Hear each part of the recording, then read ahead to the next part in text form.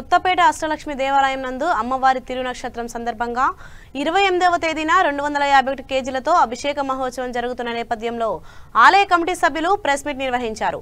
ఈ సందర్భంగా నిర్వాహకులు మాట్లాడుతూ ఈ అభిషేకానికి భక్తులందరూ అధిక సంఖ్యలో విచ్చేయాలని, పూజా కార్యక్రమంలో పాల్గొని అమ్మవారి ఆశీస్సులు పొందాలని తెలియజేశారు।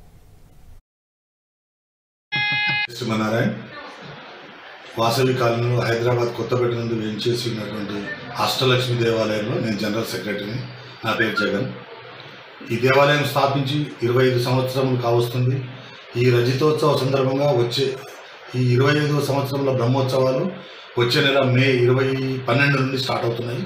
ఆ సందర్భంగా ఈ రజితోత్సవ ఉత్సవం సందర్భంగా ప్రధాన అర్చక స్వామి 108 కేజీల ముత్యాలతో అమ్మవారికి అభిషేకం చేయాలని 2 నెలల క్రితమే నిర్ణయించాడు। ఆ 108 కేజీలు అని అనుకున్నంత మాత్రం అది ఆగకుండా భక్తుల తాకిడి ఎక్కువైపోయి 250 కేజీల వరకు అది చేరింది। సుమారుగా 250 కేజీల మంచి ముత్యాలతో 28వ తేదీ నాడు అమ్మవారికి సాయంత్రం అభిషేకం చేస్తున్నాము। ఆ రోజు ఉదయం అమ్మవారికి 108 వెండి కలశములతో అభిషేకం గావించి సాయంత్రము మంచి ముత్యాలతో అభిషేకం చేస్తున్నాము। ఇక్కడ మన అష్టలక్ష్మి కళ్యాణ మండపంలో పెద్ద గ్రౌండ్ అది, ఆ కళ్యాణ మండపంలో ఈ కార్యక్రమం నిర్వర్తిస్తున్నాము। సుమారుగా 250 కేజీల ముత్యాలకు 400 మంది జంటలు పాల్గొంటున్నారు। 800 మంది సుమారుగా వాళ్ళు జంటలు వస్తున్నారు।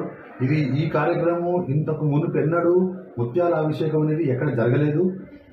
ఇంతకుముందు అన్ని చోట్లైనా పుష్పాభిషేకము, తులసితో అభిషేకము, పాలతో అభిషేకము, నెయ్యితో అభిషేకాలు జరిగినాయి। కానీ ఇంతకుముందు ఈ 2 రాష్ట్రాల్లో కాదు, ఏ రాష్ట్రంలో కూడా ఎక్కడైనా ముత్యాలతో అభిషేకం అనేది జరగలేదు। కార్యక్రమాన్ని పూర్తి చేసుకుంటున్నాను। జై శ్రీమన్నారాయణ।